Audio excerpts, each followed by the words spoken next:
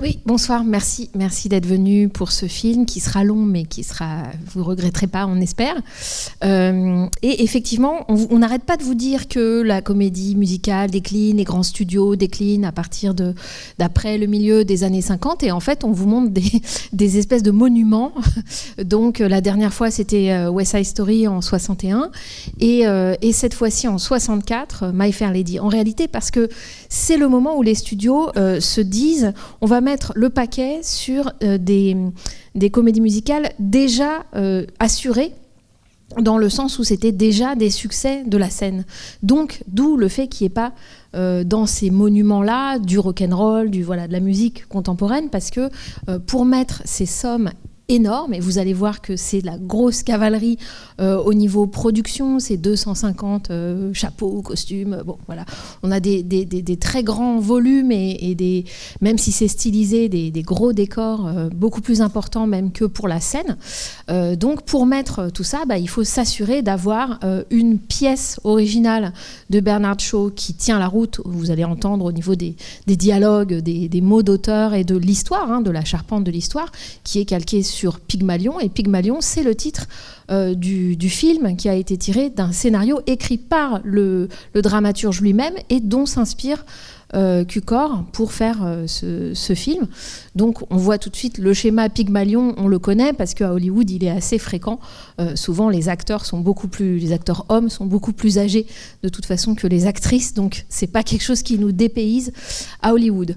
On n'est pas dépaysé non plus de voir Audrey Hepburn. Audrey Hepburn, en fait on la connaît. Alors je vous avais dit, ceux qui sont venus voir Gigi de Vincente Minnelli avec Leslie Caron, que c'était Audrey Hepburn qui avait créé le personnage de Gigi à la scène en 1951. Donc là, on est en 64. Hepburn, elle a fait énormément de grands films, dont des films avec Billy Wilder, d'ailleurs, Ariane et Sabrina, dont Diamant sur canapé avec Blake Edwards. Voilà, donc elle est vraiment à un moment de sa carrière où elle est extrêmement connue. Et c'est d'ailleurs pour cette raison que c'est elle qui va jouer le rôle de Eliza Doolittle et non pas Julie Andrews, qui l'avait joué à la scène à Broadway quelques années auparavant, avec Rex Harrison, qui lui reprend son rôle 3 ans plus tard. Donc voilà, je vous laisse voir le film. On a hésité, me semble-t-il, quand on a conçu ce cycle, entre ce film-ci de George Cukor, parce que c'est un film de George Cukor, immense cinéaste de studio américain, dont on avait montré dans d'autres cycles des comédies. C'est vraiment le cinéaste de la comédie du remariage, par exemple, qui a fait beaucoup de choses avec Katharine Hepburn, Spencer Tracy, et dont on a montré des films avec Judy Holliday, si vous vous souvenez, Une femme qui s'affiche, par exemple, ou Comment l'esprit vint aux femmes. Il me semble qu'on a montré les deux. C'est un très très grand cinéaste d'actrice.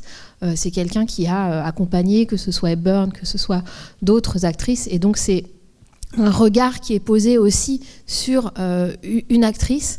On en reparlera peut-être après. Donc quand même se souvenir que c'est un film de George Cukor, et le film avec lequel on hésitait de Cukor, c'était Une étoile est née, son film de 1954, son autre grande comédie et longue comédie musicale avec Judy Garland. Et puis voilà, on a, je sais plus, pour une histoire enfin les deux sont très intéressants, histoire de droit peut-être, en tout cas où on a choisi, mais effectivement ce sont des immenses et très très longs films. Voilà, je vous laisse voir le film et j'espère que vous resterez un petit peu pour échanger après. Bon, peut-être quelques petits fils et puis pas trop longuement, puisque le film est effectivement assez long. Et puis je voudrais vous entendre. En fait, je crois que moi je l'avais jamais vu en vrai. Donc, ce qui m'apparaît là, d'abord, ce qui me frappe, c'est cette espèce de perfection de la construction qui nous rappelle, puisque le cycle est sur la comédie musicale, que les comédies musicales sont basées sur un contraste, en fait. C'est très simple, mais c'est très efficace. Si vous pensez à plein de comédies musicales, bon, ici c'est clairement un contraste de classe, c'est l'évidence. mais où, en fait, je ne l'ai pas dit parce que c'est une généralité sur la comédie musicale, mais ça apparaît très, très fortement dans cette espèce de somme ou d'objet un peu parfait qu'est My Fair Lady, et qui est aussi tardif. Donc il y a une forme de sédimentation de tout ce que l'histoire de la comédie musicale porte, et qui est que ce contraste ici entre la fleur de pavé et Higgins, ou bien tout le monde auquel se rapporte Higgins, l'aristocratie et la haute bourgeoisie anglaise, c'est quand même, dans la comédie musicale, tout simplement un contraste qui représente le duel et le duo homme-femme. Là encore, c'est une généralité, mais c'est comme ça qu'est construite la comédie musicale, à savoir sur cette opposition entre quelqu'un, et qui, au fond, peut être résumée par cette confrontation entre l'homme et la femme. Et je dis ça parce que, évidemment, dans ce film, la misogynie du personnage masculin principal est outrée. C'est-à-dire que non seulement c'est Rex Harrison, alors que vous avez peut-être en tête dans le fantôme de Madame Muir, par exemple, The Ghost and Mrs. Muir de Mankiewicz avec Gene Tierney. Mais en tout cas, dans les chansons, les chansons de Alan J. Lerner, c'est aussi la perfection du film, la musique de Frédéric Leveux et les chansons. Cette misogynie, elle est écrite, elle est ourlée dans les rimes, dans l'écriture de chaque vers. Et donc, pourquoi une femme ne peut-elle pas être un homme, etc. Et donc, c'est écrit, c'est entendu, c'est martelé, noir sur blanc, cette opposition, disons, homme-femme, et cette opposition de classe comme étant finalement une opposition des sexes, structurante, disons. Pas forcément une guerre, même si l'arc narratif, donc il a changé la fin de l'histoire, parce que normalement elle devait épouser Freddy, je crois, et que finalement il y a cette petite coda dont on suppose que si il est question de chaussons, ça va être... tout ça va être une forme de conjugalité. Et donc, on retrouve le George Cukor qui a fait toutes ces grandes comédies de remariage, avec notamment Katharine Hepburn et Spencer Tracy. Mais voilà, il me semble que le film, là, pose ça de manière, dans sa structure très forte, et que sa perfection tient aussi au fait que cette mise en contraste passe dans l'utilisation des couleurs, et notamment cette séquence centrale à Ascot, aux courses, du noir et blanc, qui est à la fois, là encore, un geste très simple, voire simplificateur, c'est-à-dire le côté stylisé, la théâtralité assumée, mais transformée tout de même par le cinéma. Mais ici, donc, cette séquence centrale des courses, entièrement avec les costumes, les très nombreux costumes, entièrement et les chapeaux énormes, entièrement en noir et blanc. Et comme par hasard, c'est donc un contraste entre le noir et le blanc qui est au centre du film. Donc il me semble que tout ça, d'une certaine façon, se tient. La comédie musicale avoue qu'elle est ça, c'est-à-dire avoue presque de façon nue cette simplicité-là, voire ce simplisme, et prend le risque de ça. Et je trouve que George Cukor est très intelligent. C'est pas du tout un cinéaste dont on reconnaît forcément la patte, au sens où il y aurait un style Cukor qui se reconnaîtrait visuellement ou dans le montage. C'est plutôt quelqu'un qui arrive à maintenir la force des acteurs et des actrices. En fait, on dit que c'est un metteur en scène d'actrices, et c'est vrai. Et en même temps, il traite pas mal non plus ses acteurs hommes, et à maîtriser, disons, à garder intéressante toute la matière qui est contenue dans le cadre, le pro-filming qui est devant la caméra, et donc à savoir, bien sûr, les décors, les costumes, les maquillages, les perruques, vous en voyez beaucoup, les couleurs et l'usage du son, dont on va reparler parce qu'il est évidemment important, et pas seulement parce que c'est une comédie musicale, mais c'est l'évidence que tout ça fait partie du cinéma, sauf que c'est porté à un point de cohérence et que ça n'écrase pas les acteurs. C'est pas un film dans lequel toute cette minutie, disons, de décors, de costumes est gratuite et contre, à la limite, contre les acteurs, le texte, le personnage. Il y a un équilibre de tout. Et surtout, dernière chose sur Cukor, il y a un mouvement. C'est-à-dire que la différence avec, par exemple, la pièce, c'est que, évidemment, au théâtre, quand ils sont en train de parler dans la maison, il y a un décor, ce qui est bien normal. Exemple, quand finalement il y a cette chanson où les bonnes vont la mettre au lit, où elle est heureuse, et lui mettre sa chemise de nuit, évidemment sur scène, à Broadway, elle s'endormait sur le canapé. Là, elle monte les escaliers, il y a un changement de décor. Alors c'est normal, on est au cinéma, mais tout ça est dans le mouvement. Chez Cukor, ils disent quelque chose, ils traversent la pièce, et il arrive toujours à maintenir ce mouvement perpétuel de manière très, très dosée et je trouve très juste, comme justement avec une forme de musicalité dans son sens du rythme de l'image. Donc le film me frappe comme cette perfection-là. Et je me suis aussi dit, lié à ça sans doute, que c'était pas un hasard s'il s'ouvrait sur les très gros plans de fleurs. Donc ça, c'est le générique, l'espèce de prologue, avec ces énormes fleurs. Et comme disait Jean-Paul Lançon, comme c'est du Panavision 70, il y a une texture particulière du 70 mm. Et puis ensuite, on comprend pourquoi il y avait les fleurs. Elle vend des fleurs, mais on voit bien que ce n'est pas non plus les mêmes fleurs, que ce sont des violettes. Comme par hasard, les violettes, la couleur violette se retrouve dans sa première robe donnée par Higgins quand elle est rhabillée chez lui. C'est aussi la couleur de la robe de Mrs. Pierce. Ensuite, et puis à la fin, quand elle revient à Covent Garden, on voit la couleur des violettes quand elle les regarde et qu'elle n'est pas reconnue par la vendeuse qui l'a remplacée. C'est un exemple, mais c'est aussi ce travail-là, et il me semble que ce travail est lié au fait que elle vend des fleurs au début, motif très mélodramatique. Vous connaissez évidemment Les Lumières de la Ville, Chaplin, la petite vendeuse aveugle de fleurs. Et on pourrait dire à la fin, elle devient une fleur, parce que ce costume rose qu'elle a à la fin avec la rose à la taille, et puis les questions aussi, est-ce que c'est la reine ou est-ce que c'est... Non, c'est une autre des invités, une duchesse au bal qui dit, mais on dirait qu'elle vit dans un jardin, qu'elle a vécu parmi les fleurs. Voilà. Et il me semble que... Voilà, c'est l'ambassadrice qui dit ça. Et il me semble que peut-être, moi ça m'a fait penser que peut-être que la comédie musicale hollywoodienne c'est pas que ça nous donne envie de vivre parmi les fleurs, mais en tout cas, ça porte quelque chose de ce rapport aux fleurs qui sont quelque chose à la fois de naturel et d'utilisé en société, surtout par la haute société de cette époque, où ils se mettent tous toujours des fleurs au corsage à la boutonnière. Voilà, à la fois de la petite, du ruisseau, de la petite violette, et à la fois de la dépense gratuite de la vie et de la mort immédiate, puisque ce sont des fleurs coupées, etc.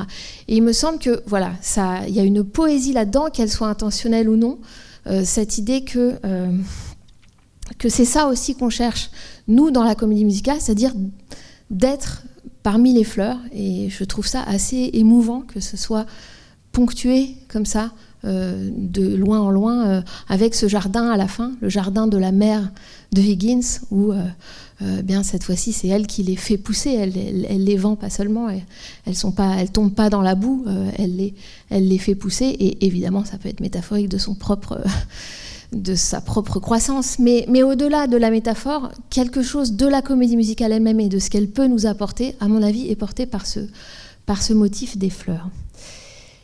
La troisième chose, c'est évidemment le rôle du son et de la phonétique dans le film. Alors, je ne sais pas si vous aviez vu, et je me demande maintenant si on l'a passé, Jean-Paul saura peut-être, on avait mis au programme Boule de feu, dans le programme Belles et Rebelles, un autre cycle qu'on avait fait. Oui, on l'a passé. Hein. On l'a pas passé ? On l'a passé en toute fin d'année, quand on a eu la reprise après le confinement. Voilà. Est-ce qu'on l'a passé ici même ?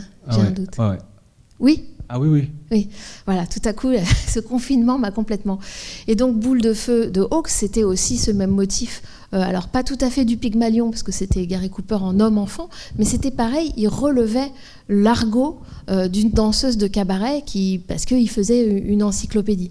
Bon, ce motif-là de la phonétique, du linguiste, de l'objet d'observation scientifique, mais lié au langage, il est intéressant dans le cadre d'une comédie musicale. Pourquoi ? Parce que certes, cette comédie musicale, elle a un peu de danse. Hermès Pan, le chorégraphe de la comédie musicale classique, est là, mais elle est quand même très peu dansée, vous en conviendrez. Elle est certes chantée, on va revenir peut-être à comment précisément elle est chantée, mais en réalité, il me semble qu'elle porte quand même beaucoup sur du parler, sur une forme de langage qui réfléchit à ses méthodes, à son langage. On parle de rhétorique, on parle de phonétique, on montre des écritures phonétiques, on montre des appareils que Cordy sait documenter sur le personnage qui est représenté dans la pièce de show et qu'il a fait refaire des appareils tels qu'ils étaient décrits, etc. Donc il y a toute cette insistance sur comment les mots sont dits. Alors bien sûr, en Angleterre, comment on parle, ça désigne très précisément l'origine sociale, il y a une teneur politique à ça. Mais indépendamment de ça, en plus de ça, c'est particulier, je trouve, d'utiliser tout ça à l'intérieur de la comédie musicale. C'est pas rien de renvoyer à la diction, plus loin, diction, de renvoyer à la façon dont on parle, dont on articule les mots, à la texture sonore, à la texture de l'accent, à l'intérieur d'un genre qui, normalement, prône une forme de transparence, de légèreté, de glissement. C'est le musical intégré. Hein. Tout à coup, on se met à chanter et c'est les émotions qui sortent, si possible, dans des beaux morceaux.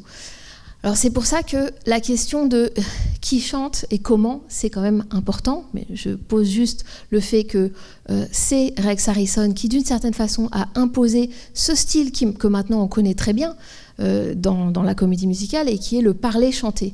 Il l'a imposé sur scène quand ça a été créé, plusieurs années, 3 ans auparavant sur scène. Voilà. C'est comme ça que lui ne chante pas, si vous voulez, mais parle en chantant et ça marche très bien.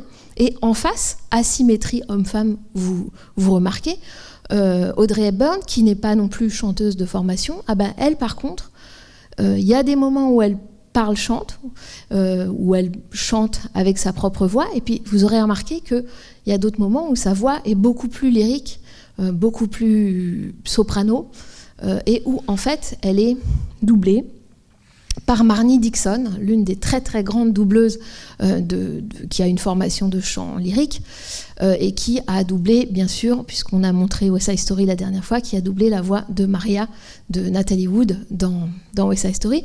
C'était quelque chose qui à Hollywood, y compris en 64, n'était pas connu, enfin était caché. Si vous vous souvenez de la chanson de Elle et lui aussi, qui n'est pas une comédie musicale, mais de McCarey qu'on a passé il y a des années ici, elle est chantée par Deborah Kerr à l'écran, mais elle est doublée par Marnie Dixon. Marnie Dixon, dont le nom n'apparaissait jamais, qui par contrat avait un anonymat forcé, et donc voilà, personne ne savait que c'était pas la voix des actrices. Nous maintenant aujourd'hui, ça nous paraît fou parce qu'on reconnaît, on entend bien mais il fallait absolument pas. Elle était menacée par les studios de plus jamais travailler si jamais elle disait à quiconque qu'elle faisait ça, alors que sur le tournage, elle était là, elle était souvent là, les actrices et les acteurs le savaient.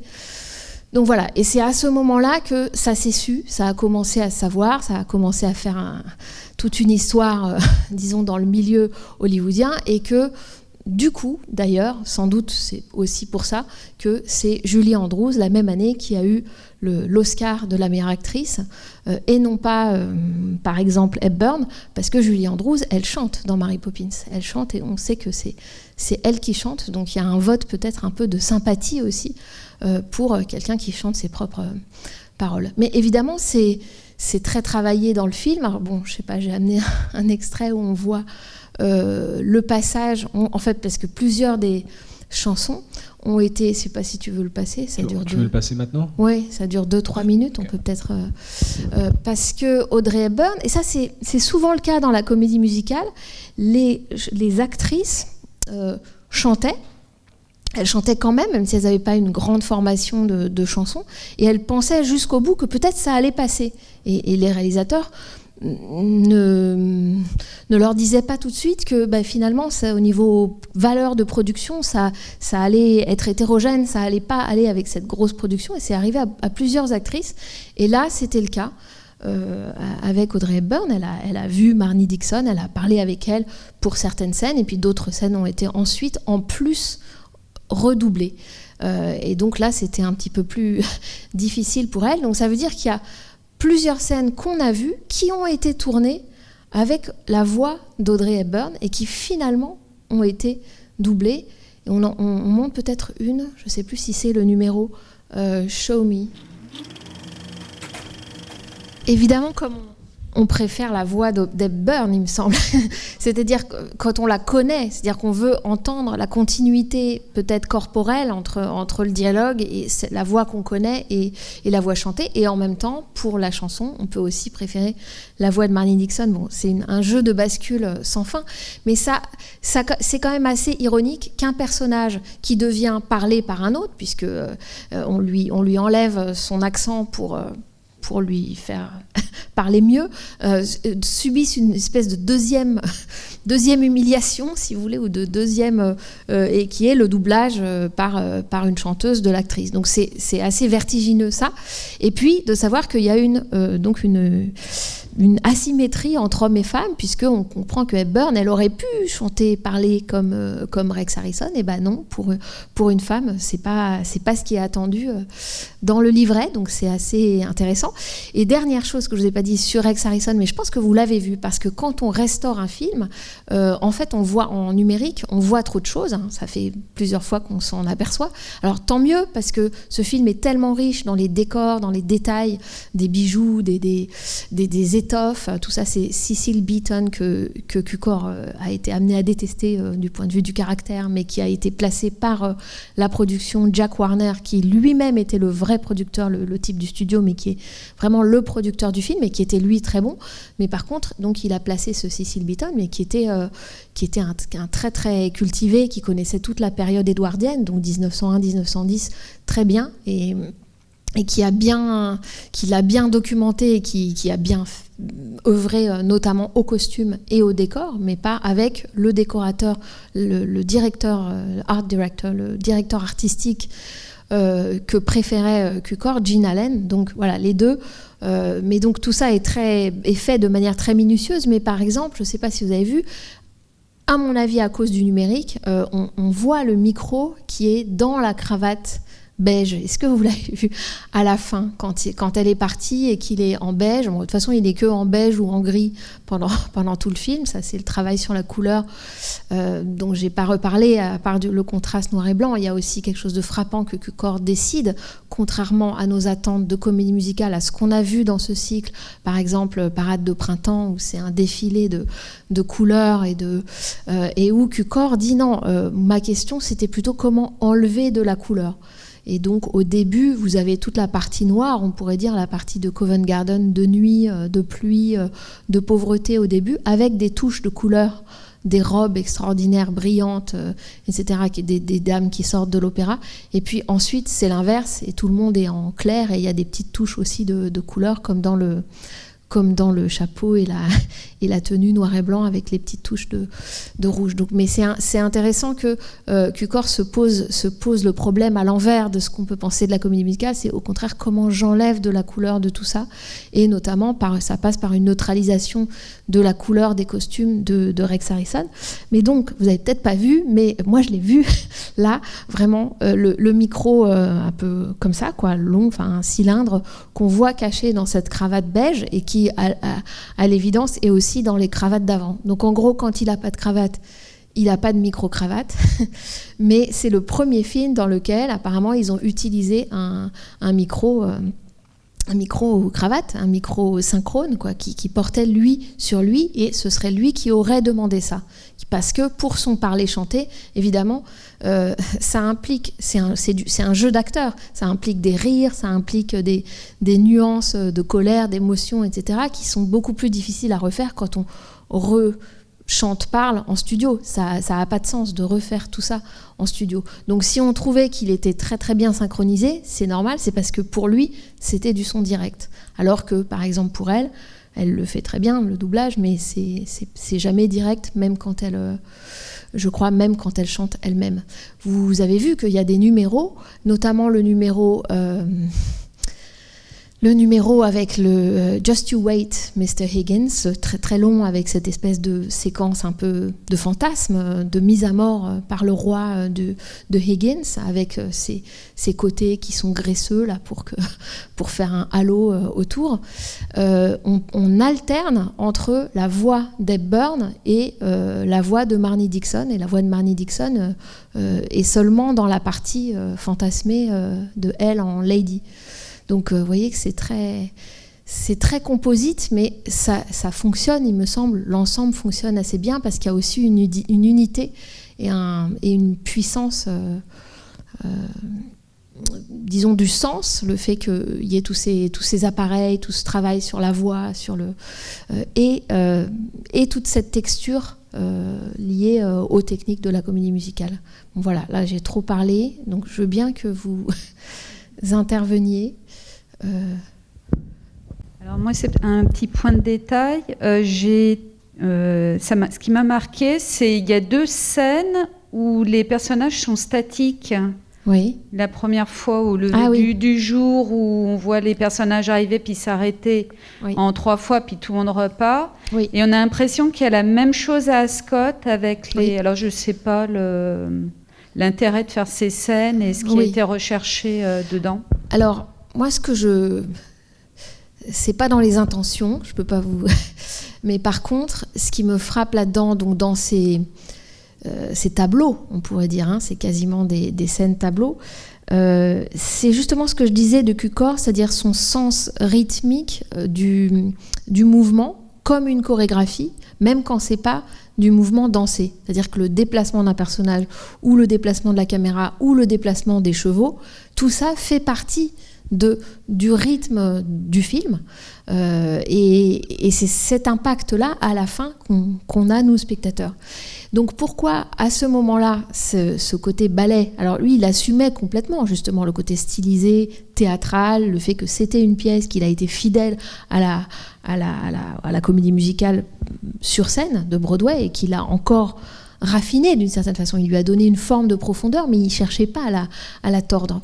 Donc premièrement, à mon avis, le côté stylisé, assumé de l'origine de Broadway, de la pièce. Et deuxièmement, peut-être plus intéressant, moi je lirais ça à ce que je vous disais sur le fait que c'est assez peu dansé, c'est chanté, mais chanté d'une manière particulière, qui est liée au parler, qui est liée à la question de la façon dont on parle dans le film, à tous ces appareils, à toute cette phonétique, au pari central qui lie le récit. Est-ce qu'on va réussir à la faire parler, à la faire imiter ce psittacisme-là de la haute société? Est-ce que ça voudrait dire que tout n'est qu'apparence? Ça voudrait dire que le système de classe, c'est du pipeau total, et que tout n'est qu'un habit, et qu'il suffirait de... Voilà. Donc c'est très politiquement, c'est très subversif. Eh bien, il me semble que ça, c'est lié au fait que le personnage de Rex Harrison se concentre sur la bouche d'Eliza Doolittle, qui, comme par hasard, jouée par Hepburn, est en plus une grande. Vraiment, c'est une actrice qui a un petit visage, mais une grande bouche. Et que donc, c'est ce qui se passe aussi à l'intérieur de ces scènes. C'est-à-dire que tout à coup, on arrête le mouvement, et les personnages ne sont là que des bouches, quoi. Alors, j'ai l'impression d'être Samuel Beckett en vous disant ça, mais il y a ce côté-là, ce côté désosser le numéro chanté, parlé de comédie musicale, pour qu'il arrive à un truc très très minimaliste, qui serait en fait que des gens qui bougent pas et qui ouvrent la bouche et qui chantent. Et donc il y a une forme je trouve d'assèchement, mais ponctuel, parce que par ailleurs le film n'est que dépense et chaud d'une certaine façon, mais il ménage à l'intérieur des moments où c'est le contraire de ça, où c'est en fait c'est une comédie musicale parce que hop, on s'arrête et on chante quelque chose juste sans bouger. Et je trouve ça assez beau, cette moire-là. Et si je peux me permettre de relier ça à quelque chose narratif dans le film, parce qu'on a quand même des attentes, me semble-t-il, nous qui aimons la comédie musicale classique, des attentes amoureuses, des attentes d'histoire d'amour entre les deux, et c'est tangent.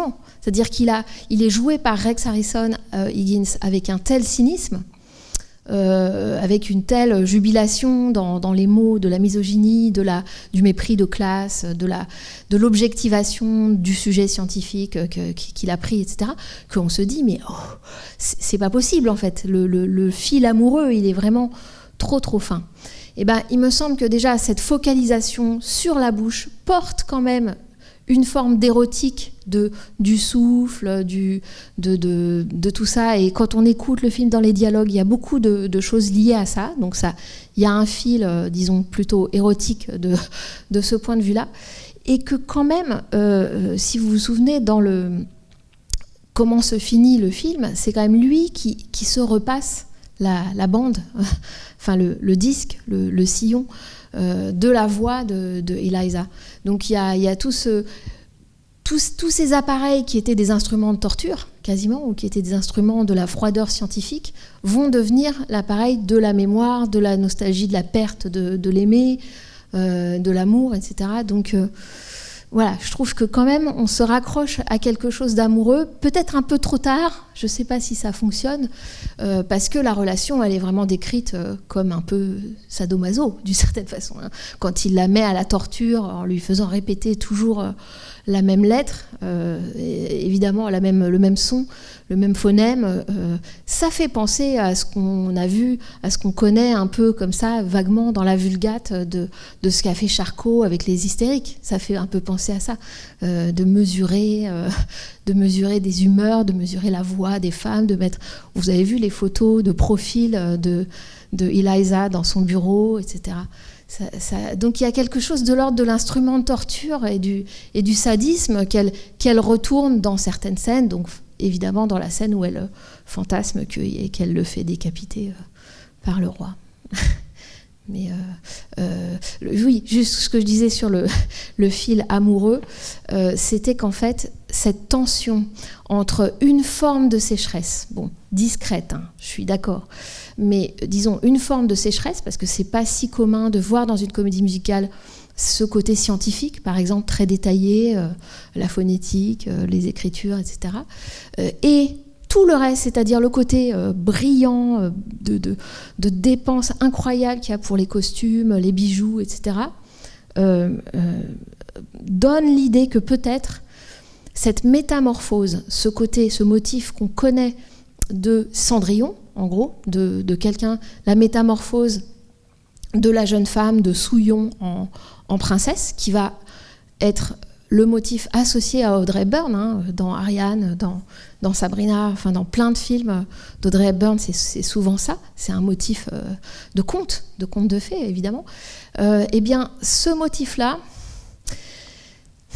il masque dans son côté purement visuel, purement d'excès visuel et d'excès de spectacle, il masque une autre métamorphose qui est celle de l'homme et qui, elle, nous reste invisible.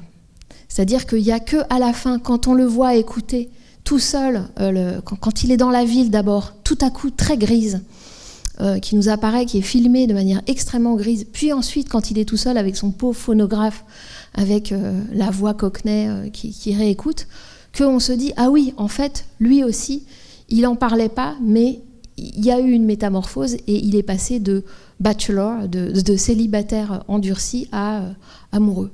Donc en fait, il y a comme un monde parallèle. Il y a le monde de tout ce qui nous est donné de spectacle et d'apparence de la haute société.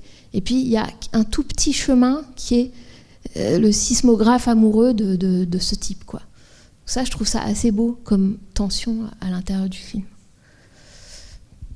Je voudrais revenir au son. Les deux galops à Scott créent une tension. Ah oui. On se dit il va se passer quelque chose. Et effectivement, l'éclat. Oui, vous avez raison. De Eliza. Oui, vous avez raison. C'est à l'intérieur de cette séquence. Cette séquence, elle est vraiment tout est extrêmement bien pensé, aussi bien visuellement. C'est vrai qu'on a beaucoup parlé de son aspect visuel, avec en plus au premier plan la grille. Enfin, on voit bien que ils sont parqués là, quoi. C'est vraiment la haute société qui se gated, hein, vraiment. On pourrait dire la pulsion, les chevaux le naturel qui revient au galop d'une certaine façon. Et effectivement, on sait bien que le film est construit justement sur la rétention et le débordement. C'est ça que je voulais dire aussi. On peut le formuler aussi comme ça. De même qu'il est construit sur l'accumulation de bavardages, de paroles, de rhétorique, de paris phonétiques, etc., de professeurs, et ça. Et puis de moments de silence. Il y a des moments où ils sont aussi dans le salon, où tout à coup on se dit mais il y a un problème de son, tellement il n'y a rien du point de vue du son. Et à l'intérieur de la séquence Ascot, il se passe aussi ça. C'est-à-dire que quand on entend par exemple le galop sans le voir, on se dit ah oui d'accord, il va laisser ça hors champ. Ça va être un truc burlesque, on va juste entendre les chevaux qui passent et on va les voir faire ça, hein, comme chez Hitchcock, l'inconnu du Nord Express quand il regarde le tennis. Et en fait non. Deuxième moment, il y a des vrais chevaux qui rentrent dans le champ. Alors je pense qu'ils sont en accéléré. Mais en tout cas, j'avais écouté un commentaire avec le type qui avait travaillé, Gene Allen, l'art director. C'est effectivement des vrais chevaux, c'est pas un trucage. Donc, cette espèce de chose en deux temps. Au début, il y a à la fois une grande stylisation et à la fois, tout à coup, le vrai animal qui rentre. Et bien sûr, vous avez raison de le mettre en parallèle avec la retenue de Eliza et puis tout à coup, son débordement langagier. Oui. J'ai le micro, alors j'en profite. Oui. J'ai eu l'impression d'entendre Maurice Chevalier doubler le père de... Ah, intéressant. Ah, c'est son accent, oui, ma femme mais aussi. C'est bien. À force de voir des comédies musicales avec Maurice Chevalier, on va l'entendre partout. Non, et puis il a un accent vraiment anglais, pour le coup, avec une pointe de Pays de Galles, paraît-il, dedans. Mais ah oui, c'est marrant comme on a des... C'est bien, on ajoute à la moire sonore, quoi. Ouais. Le père, c'est lui qui chante. Oui, Stanley Holloway. Ah oui, ouais. Je crois que c'est sa fin de carrière est plutôt, c'est plutôt un bon rôle. Oui. Oui, on parlait de la subversion, comme vous y allusion à la subversion. En fait, c'est dans la pièce de Bernard de Shaw, qui, déjà, il y a la misogynie, et on voit aussi, au départ, les suffragettes. Oui. Voilà, il y a justement la comédie des classes sociales. Et moi, je dirais qu'il y a aussi le rôle du père qui n'est pas négligeable, qui finalement, il y a toute cette philosophie on va dire, un peu anarchiste. Oui, anarchisante, oui. Voilà, et qui se retrouve coincé, en fait, à rentrer parce que il a de l'argent et qu'il ne voulait pas d'argent, en fait. Oui. Et qui se retrouve marié aussi. Il se retrouve, en fait, avec toutes les attachées par l'argent et par le mariage, alors que c'est ce qu'il rejette au départ. Oui, il part à l'église les pieds devant. On a bien compris que c'est un enterrement. Mais effectivement, vous avez raison, il y a une symétrie entre... Enfin, je ne sais pas si c'est ce que vous vouliez dire aussi, mais qu'il y a une symétrie entre le personnage de Higgins et le personnage du père, qui ont à peu près le même âge en plus, vu la différence d'âge entre Hepburn et Harrison. Mais il y a une symétrie dans le sens où finalement... lui n'est pas un représentant de la classe ouvrière. Il y a cette chanson With a Little Bit of Luck où on voit que you don't work, you won't have to work. Donc les pauvres qui en plus travaillent sont vraiment des pauvres imbéciles pour lui. Donc c'est pas un film bien pensé, c'est pas une pièce. Enfin, le texte en tout cas n'est pas bien pensant. Par rapport à la classe ouvrière où ce serait le rags to riches, le schéma habituel d'être tiré du ruisseau et puis finalement par la bonne morale bien pensante de la société de grimper les échelons. Il ne s'agit évidemment pas de ça. Et puis on pourrait dire en parallèle, en symétrie à ça, Higgins qui introduit Eliza dans la très haute société, mais qui, lui, semble quand même ne pas en faire partie. Enfin, sa mère en fait partie, mais elle dit je veux pas te voir, surtout ne viens pas dans mes cercles, parce que tu vas me faire excommunier, aussi bien auprès du vicaire que du cercle des ambassades, etc. Donc lui-même est un marginal. Alors il dirait pas lui-même qu'il est anarchisant, parce qu'il se fait son ethos est bourgeois, mais en réalité, quand même, en tant que personne qui refuse le mariage, avec des petits, pas sous-entendus, mais ce côté un peu, le rapport qu'il a avec Pickering, quand il lui dit « Ah, il faudrait un nœud ici ». Bon, on voit bien qu'il y a des petits sous-entendus un peu à une forme de relation un peu de homo-sociale, disons, pour pas dire homosexuel. Mais en tout cas, il est lui aussi... en marge du système de valeurs tel que la société middle class, comme dit le père, ou la haute société, finalement partage cette morale. La pièce se situe en dehors de cette morale. Et ça va bien avec, disons, la comédie musicale classique, parce que c'est quand même très individualiste, les schémas de la comédie musicale classique. C'est une réinvention de soi, alors certes qui passe par le fait d'interagir, de devenir un couple, etc., mais c'est pas si moralisateur. Il y a quand même l'idée d'abord de l'accomplissement de l'individu, plus que de l'adéquation à la société, au prix de la solitude, hein, d'ailleurs. C'est pour revenir sur le positionnement, les acteurs qui sont immobiles dans de scène, comme justement je pense que l'aristocratie c'est la société du spectacle, comme dans certains spectacles, derrière le rideau avant qu'on le lève, on peut placer les acteurs, les figurines, voilà, les figurines, et qui vont se mettre à bouger pour jouer. Oui, l'idée que tout est extrêmement codifié dans ce milieu et que tout n'est qu'apparence, et traduite dans la chorégraphie de ces séquences tableaux, et aussi bien sûr dans le gag du hongrois, du détective linguistique ou du maître chanteur linguistique qui est censé déceler et outer les pauvres, en fait. C'est ça, c'est un déceleur, pas seulement d'étrangers, mais de métèques et de pauvres, et qui souligne le fait que tout ça n'est évidemment qu'apparence, que code, que ensemble de connaissances de ces codes, et que si on ne les a pas, on échoue, et que si on les a, peu importe qu'on vienne du ruisseau, oui, bien sûr. Tout ça est cohérent, du coup, avec... Oui, Higgins est dérangeant, je pense qu'il est entre les deux, il ne fait pas partie de l'aristocratie pour cause, puisque à travers ses études de langage, il peut effectivement repérer ce qui est faux dans l'aristocratie. Je pense que il doit quand même être gênant dans ce monde-là.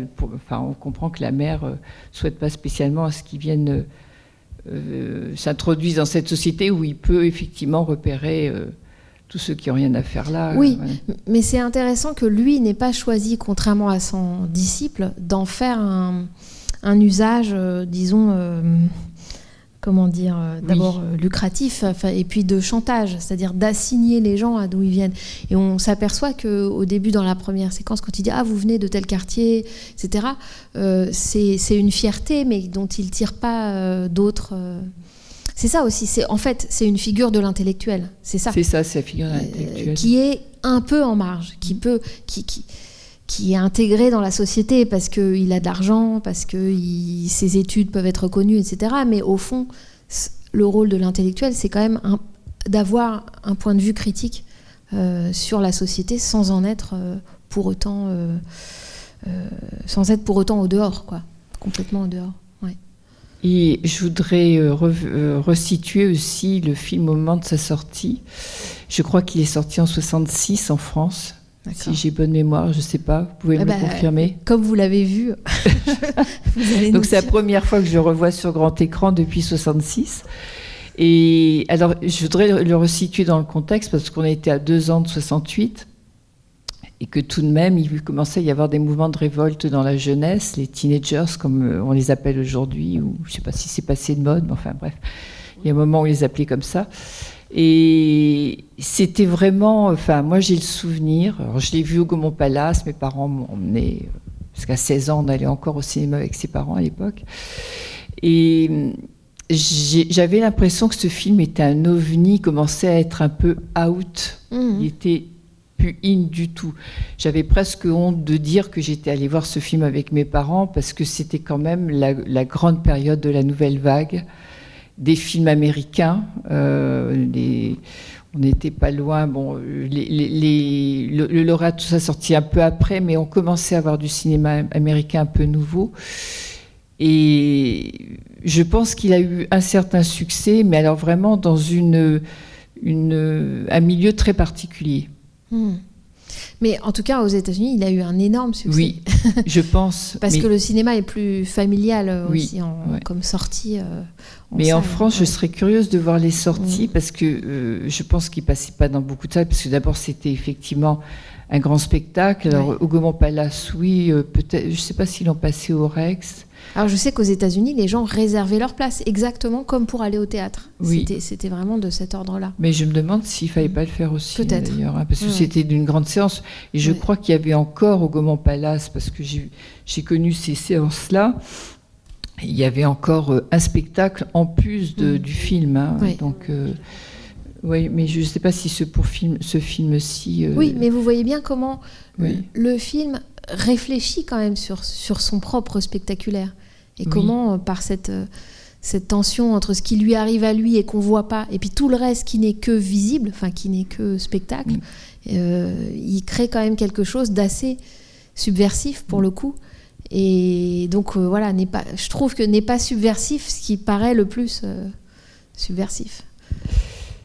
Oui, et en plus, effectivement, à 16 ans, on n'en fait pas la même lecture que j'en fais aujourd'hui. Hein. Là, il y a des choses, enfin, bon, c'est même hérissant d'entendre certaines choses.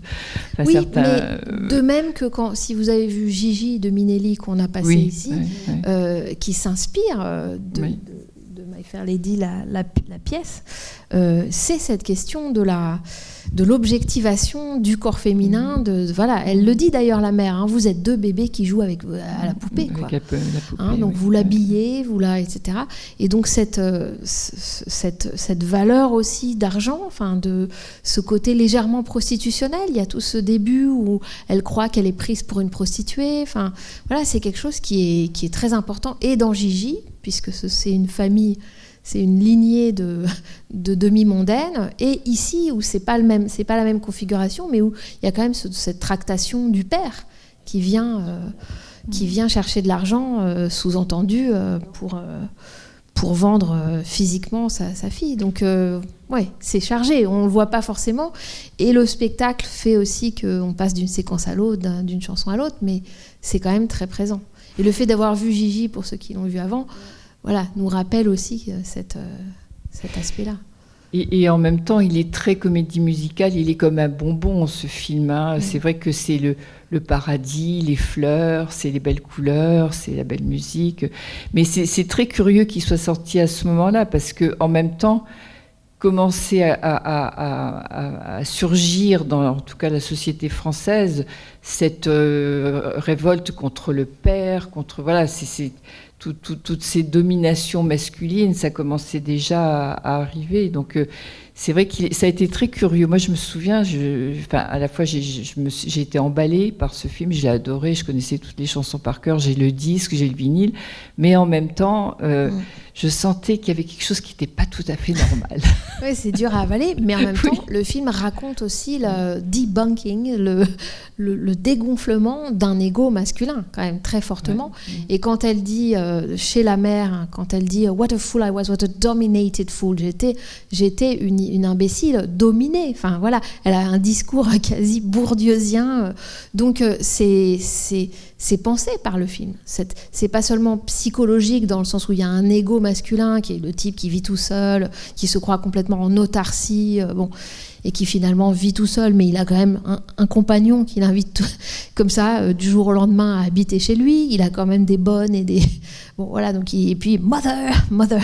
Voilà, quand il est quitté par la femme et qu'il appelle sa mère, c'est hilarant. Donc c'est quand même assez caustique sur la pseudo-autonomie et la domination masculine. Mais effectivement, c'est ça que j'adore dans la comédie musicale, c'est qu'il y a ça, et puis il y a le contraire de ça, on pourrait dire. Et c'est pareil dans French Cancan de Renoir de 54, qui est un peu sa comédie musicale d'une certaine façon, avec aussi une très grande différence d'âge entre le personnage de Gabin et puis Françoise Arnoul.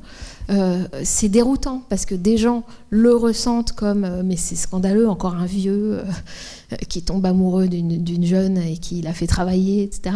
Et puis d'autres le ressentent comme le contraire de ça, comme un récit d'émancipation de la jeune femme. Voilà. Donc et je crois que la comédie musicale, en réalité le cinéma de fiction en général, mais en particulier la comédie musicale, accueille ces ambivalences, ces ambiguïtés et ces tensions, et peut vraiment les mettre en scène. C'est même le lieu, en fait, de leur mise en tension. C'est ça qui est intéressant. Et non pas des fables, une moralité, etc. C'est pour ça que, là encore, je trouve que quand le père, c'est un peu...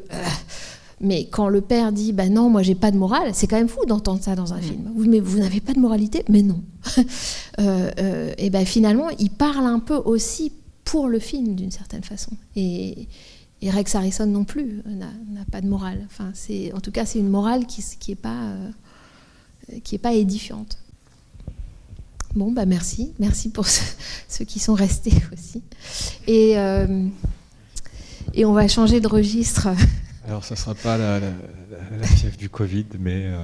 Donc, boule à facette, comment on appelle ça là ? Voilà, la fièvre du samedi soir. Donc, on passe au disco à la prochaine séance, qui sera l'avant-dernière séance du cycle, avec la fièvre du samedi soir.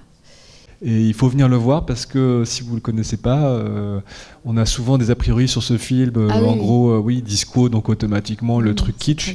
Et en fait, non, pas du tout. Hein. C'est vraiment un très bon film. Voilà, un regard social vraiment... Encore un film politique. Caché. Voilà, exactement. Bon, bonne nuit, merci.